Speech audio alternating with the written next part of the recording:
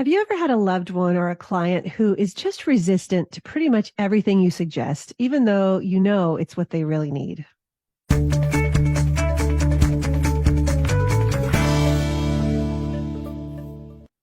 I met with a client and her family who are struggling with this week. The client doesn't want to get help in her home.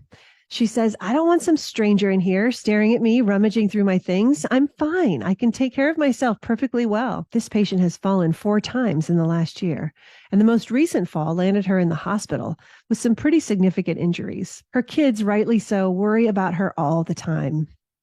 And so I began to explain the first part of my compromise conversation.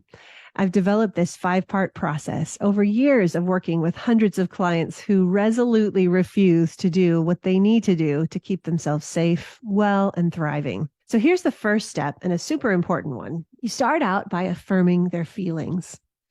You might say something like, hey, first let me say, I totally get what you're saying.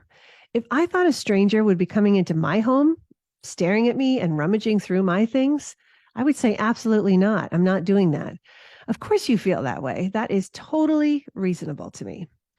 So many voices are telling them not to feel the way they do. You be the one that understands where they're coming from. It breaks down a lot of resistance when you really affirm and validate what they're feeling. Next week, I'll tell you about the next step in the compromise conversation process and how you can make them go smoothly and end with a win for everyone.